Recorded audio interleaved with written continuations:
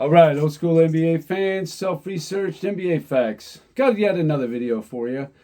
As always, thanks to anybody who watches my videos, subscribes to my channel. I really appreciate it. Thanks a lot. I really want to express my deepest gratitude to you guys. I know I'm still a young channel and all that. Maybe I don't have the subscribers and the views like other channels do, and I know the people that say they get a lot out of it and I deserve more and all that's good enough right there.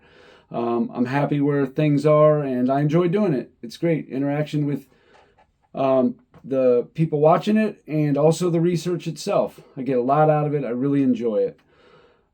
This video here is kind of sparked by somebody was saying that, it was easy for Michael Jordan to win so much. His team was so stacked, this and that. So I went back and looked. And the way I look at it is, and it's almost true with any team, you got your three core star players. And then you have, your peripheral players, a couple starters, bench players, whatever. And anyway, I'm taking a look at what other all-time greats were looking at, what they were dealing with. I've started basically my top 15. Steph Curry, okay, very first one. So Steph Curry in 2015, the core of their team in 2015, without any doubt, was Steph Curry, Klay Thompson, and Draymond Green. Now they had another starter, was Andrew Bogut, he was 30 years old. He was all defense and finished 6th for Defensive Player of the Year. So that's pretty good for a number 4 player, wouldn't you? And I don't even know if he was number 4. You also had Harrison Barnes, a very solid role player, 3-point shooter, whatever, part of that 3-guard offense they like to run. And then you had Andre Iguodala. He's kind of like your 6th man, I guess. Well, he won Finals MVP, and he was also a perennial all-defensive player and all that. I'd say that's pretty good. Now, in 2017, you had Curry, Kevin Durant, and I would say Draymond Green, only because Green won Defensive Player of the Year. They were all 3 All-Stars. And then your 3 players were Klay Thompson, who was an All-Star, and that's your number 4 option, 22.3 points a game. Pretty outstanding for your 4th best player, don't you think? Andre Iguodala finished 2nd for 6th man of the year. And then you had Zaza Pachulia, just an average role player, whatever. But still, you got, 4 extremely high-level starters there with, a guy like an Iguodala. Your team is just beyond stacked. 2018, pretty much more the same. But this one, I'd say it was Curry, KD, and Klay Thompson, with Draymond Green, an all-star, finishing 6th for Defensive Player of the Year, was like your 4th best player. Again, Andre Iguodala and Sean Livingston, who in the playoffs shot 53.6%. Pretty good for your 6th best player. In 2022, obviously a team had changed, but you had Curry, Draymond Green, and Klay. That was your core players. You had Andrew Wiggins, an all-star, as your 4th best player. Jordan Poole, who averaged 18.5 points a game as your 5th best player. And then you had Kevin Looney, led the team with 7.6 rebounds. I'd say a pretty strong, peripheral, supporting cast there. All right, the next player is Moses Malone. I'm only doing championship seasons, what people had in their championship seasons. Moses Malone in 83, his only championship, same with Dr. J. Moses Malone, Dr. J, and Maurice Cheeks. That was your core. Those are your Hall of Famers, all that. Well, you had Andrew Toney, who was an all-star. Bobby Jones, who was the 6th man of the year. He finished 3rd for Defensive Player of the Year. Obviously, he was first-team all-defense. And then you had a guy named Clint Richardson. He was your starter. He was, okay, again, an average guy, whatever. But just stacked with the supporting cast. How about Jerry West? Jerry West, his only championship in 72. The core was Jerry West, Wilt Chamberlain, and Gail Goodrich. The other players were Jim McMillan, giving you 18.8, 6.5 rebounds as your 4th best player. Happy Hairston giving you 13 points, 13 rebounds. How's that for your fifth best player? And then a guy named Flynn Robinson coming off the bench. He was an all-star just 2 years before. Stacked. These were the teams that were stacked. Okay? LeBron James. In 2012, it was him, Dwayne Wade, and Chris Bosh was your core. You had Shane Battier. Well, he finished top 5 in Defensive Player of the Year from 07 through 09. In the finals that year, he shot 15 for 26 for three-point land, 57.7%. Pretty damn good, don't you think? Mario Chalmers giving you 11.3 points per game in the playoffs, and Udonis Haslem as your sixth man, giving you 6 points and 7.3 rebounds, only half a rebound less than Bosh and LeBron was giving you, and way less minutes. The next year in 2013, same thing, LeBron, Bosh, Wade. They had Chalmers, who's shooting 41% from three. Now you have Ray Allen, a top 75 player, coming off the bench, 42% from three. Hit the biggest shot in Miami Heat history, one of the biggest shots in NBA history. And then Shane Battier also shooting 43% from three in the playoffs that year. I'd say that's pretty darn good, wouldn't you, for peripheral players? 2016, it was LeBron with Kyrie Irving and Kevin Love. He had J.R. Smith giving you 12.4 points per game. Tristan Thompson giving you 8 points, 9 rebounds. And then you had, take your pick, Iman Shumpert, Channing Frye, who shot 56.5% from three in the playoffs. Richard Jefferson, Matthew Dellavedova, a lot of defensive stoppers and shooters in there. A lot of good supporting cast. In 2020, it was LeBron and Anthony Davis. I picked, Caldwell Pope as the core. But you have Danny Green, Rajon Rondo. That's some pretty good championship experience right there with Alex Caruso, Kyle Kuzma, and Dwight Howard coming off your bench. I mean, that's 8 pretty high-level players, wouldn't you say? Tim Duncan. In 99, it was Duncan, Robinson, and Sean Elliott. They had Avery Johnson, Mario Elie, Jaren Jackson, and then a little farther down the bench was Steve Kerr. A lot of people make a lot about Steve Kerr. Well, Duncan had him too, the next year after 98, when he was done with the Bulls. In 03, it was Duncan, Parker, and actually Steven Jackson were the guys that were leading in points and minutes and all that. Coming on, the peripheral players, no big deal. Just Bruce Bowen, what is he, an 8-time all-defensive player? Manu Ginobili, a Hall of Famer.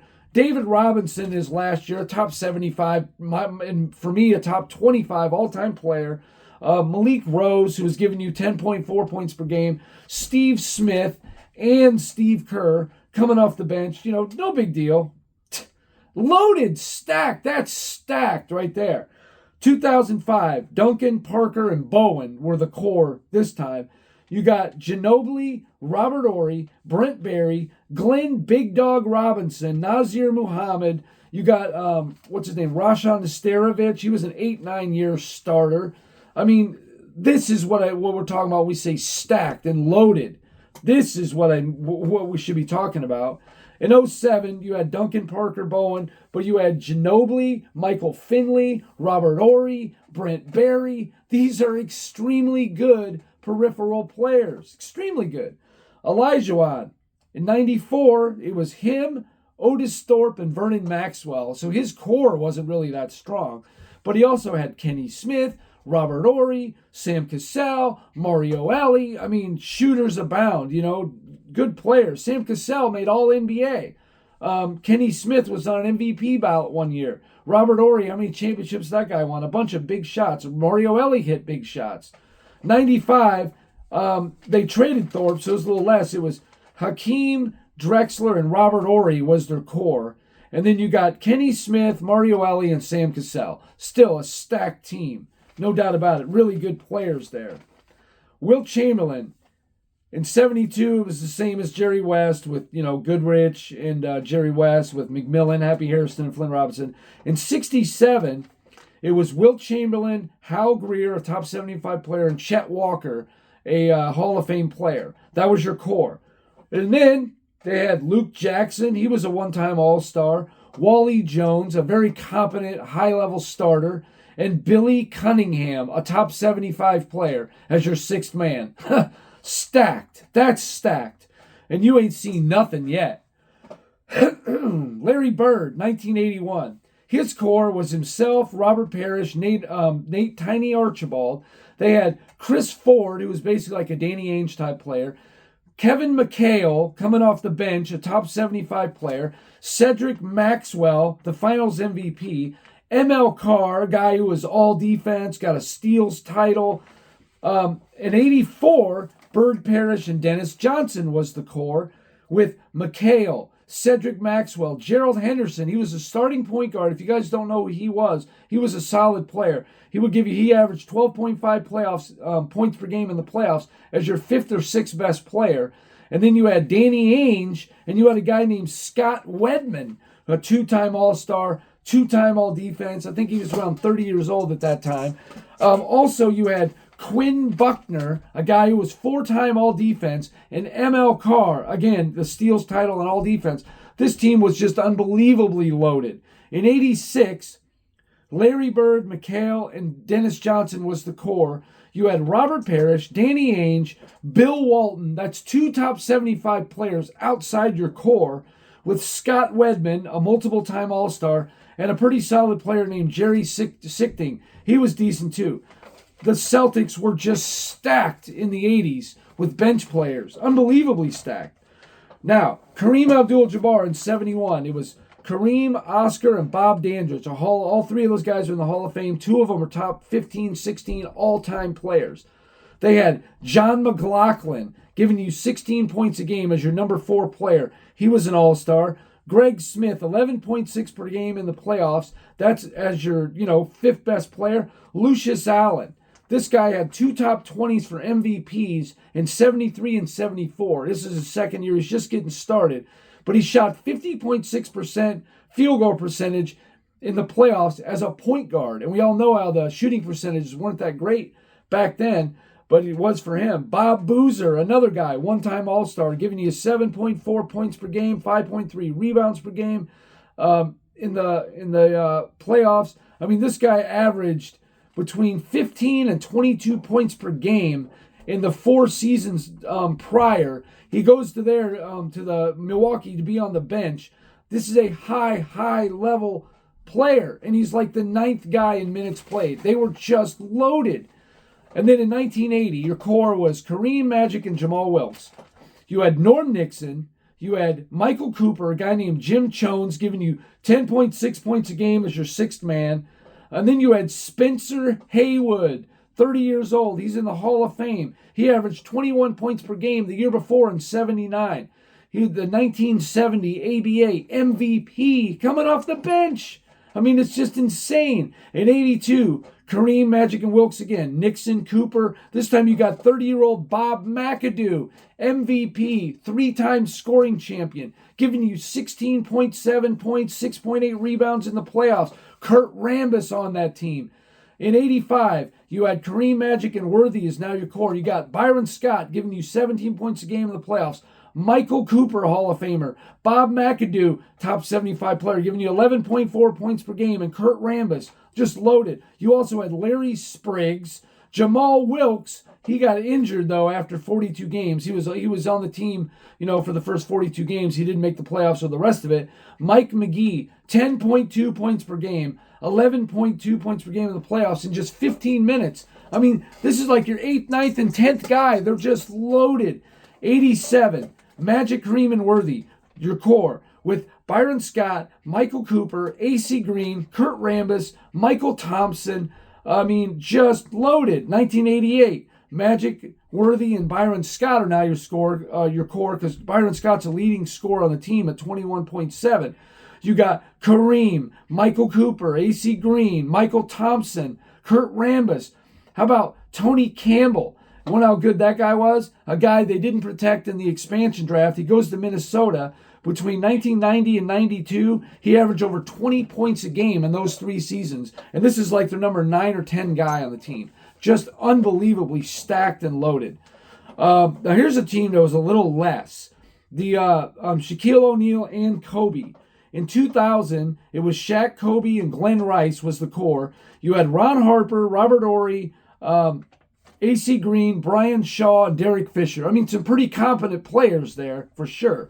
In 01, you got Shaq, Kobe, and Derek Fisher with Horace Grant, older but still pretty effective, Rick Fox, Robert Horry, Brian Shaw, Tyronn Lue, and Ron Harper. In 02, Shaq, Kobe, Derek Fisher with Rick Fox, Robert Horry, Brian Shaw, and Devin George. I mean, these guys just fit really good to the system they were running. In 2006, Shaq with Miami, it was Shaq, Dwayne Wade, and Antoine Walker was your core. They had Jason Williams, the white Jason Williams point guard, played for Sacramento. Udonis Haslem, James Posey, Gary Payton, Alonzo Mourning. And you think he was washed up? He was still getting Defensive Player of the Year votes off the bench. I mean, just stacked. These teams are just stacked.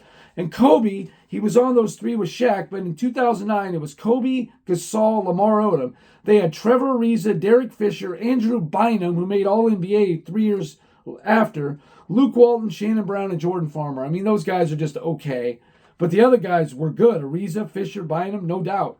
In 2010, it was Kobe, Gasol, and Ron Artest is on the team now. And he's very comparable to a Dennis Rodman. Maybe better offensively, but not quite as good defensively, but close. Just not giving you the rebounds. But still a very good addition. You got Derek Fisher, Lamar Odom, Andrew Bynum, Shannon Brown, Jordan Farmer. Very good supporting cast. I mean, very good. Bill Russell. We all know about Russell. In 57, it was Russell, Cousy, and Sharman. He had Tommy Heinsohn, a guy named Jim Lostikoff. I think he wasn't really that great, but he did play minutes. Frank Ramsey in the Hall of Fame, Arnie Rice in the Hall of Fame, Andy Phillip in the Hall of Fame. In 1959, it was Russell, Cousy, and Sharman as the core again, with Heinsohn, Ramsey, Sam Jones, and Lostikoff. 3 of those guys were in the Hall of Fame. Sam Jones, a top 75 player. 1960 and 61 was the same as 59. 62 is now Russell, Cousy, and Heinsohn is your core. Sharman's gone. You got Sam Jones, Tom Sanders, K.C. Jones, another Hall of Famer joins your team. Frank Ramsey, Jim Lostikoff, and Carl Braun, a Hall of Famer. I mean, it's just loaded. Then in 63, you got Bill Russell, Sam Jones, and Tommy Heinsohn is your core. With Bob Cousy, now you have John Havlicek, Tom Sanders, K.C. Jones, Frank Ramsey. Just ridiculous. 64 was the same thing, but you had Willie Knowles this time instead of Cousy and Ramsey. They're gone. Still win the championship without missing a beat. 1965, the same thing, but they added Larry Siegfried, a pretty decent role player. In 66, the same thing, but they add Don Nelson, but Tom Heinsohn retired. So guys fall off, they just get new guys. In 68, you added Bailey Howell and Wayne Embry, very good, solid players. It was the same as the year before, except for you lose K.C. Jones. And then in 69, it was the same team as the 68 team, but you added M. Bryant, E.M. Bryant. So, as you can see, just stacked. These teams, I mean, you got Hall of Famers and top 75 players coming off your bench. Your team is stacked. Okay, all these guys I said. Now let's get to Michael Jordan. Jordan's core in 91 was Jordan, Pippen, and Grant. Who they have as their peripheral players? Bill Cartwright, okay, solid, but that's about as far as you can say. John Paxson, I mean, yeah, he's decent, but come on. B.J. Armstrong, he was really young, though. Craig Hodges and Will Perdue. Do you think these names match up with these other teams? Come on. 92, it was the exact same thing, except for instead of Hodges and Perdue, it was Scott Williams and Cliff Levingston, okay? In 93, the same core, you had B.J. Armstrong, who's definitely better now, Bill Cartwright, who's fading, John Paxson, Scott Williams, and Stacey King. I'm just saying, these guys were not go-getters. These weren't guys that were going to get you 15, 18 points, 10 rebounds. There just weren't those type of players. These are just simply role players. Play a few minutes while you give a breather to the other guys. In 96, everybody said they're stacked. They had Jordan, Pippen, and Rodman at their core. All guys in their 30s.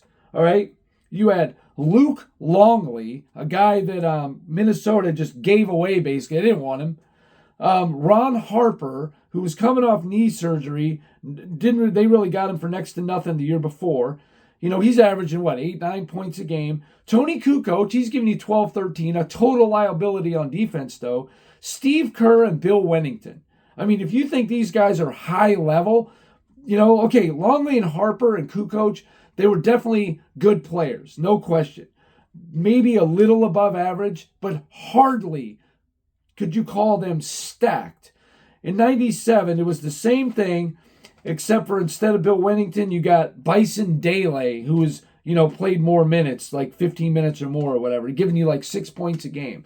In 98, MJ, Pippen, and Rodman with Kukoc, Longley, Harper, Steve Kerr, and Scott Burrell. Okay, these guys played roles, sure. But do you really think these guys would do anything at all without these other guys? I mean, Jordan, Pippen, Rodman, and Kerr left. You still had Ron Harper, you had Tony Kukoc, you had other guys. They were like, 10-40, 9-41 the next year, the strike-shortened year? Please, these guys were just simply role players. Some of them were above average, yes, but Tony Kukoc was only a one-sided player. Luke Longley was a big body. He wasn't bad. He was about average. Ron Harper, a good defensive player, would have his moments offensively, but come on, way past his prime. Let's not be calling Ron Harper like the Cleveland Cavaliers or Clippers Ron Harper. Totally different player. I mean, come on. Yeah, he was solid. He was decent, but he was far from, to make a team stacked. Steve Kerr, I mean, he had some bad finals and everything. Yeah, great three-point shooter, no question. But he's a one-trick pony. He never made layups. Wasn't a great passer, not a great defender. He's a one-trick pony. Scott Burrell, come on. But anyway, that's all I got for this video. When you look at all the other all-time greats and what they had for peripheral players, I'm saying Jordan is among the worst. No doubt about it. And I'm not saying these guys were like bums or they stunk, but especially in the first three-peat. Come on. Cliff Levingston, Scott Williams, Craig Hodges, John Paxson. Please. That's who they had, though. Will Perdue. I mean, Bill Cartwright was guarding Patrick Ewing. Shaq, at least his rookie year, whatever. Some of those kind of guys like Moses Malone and Robert Parrish. I mean, come on. Out of his league for sure. I mean, he was decent, but let's be real about it. But anyway, that's all I got for this video. If you liked it, please hit the like button. Thanks for watching. That's it for now.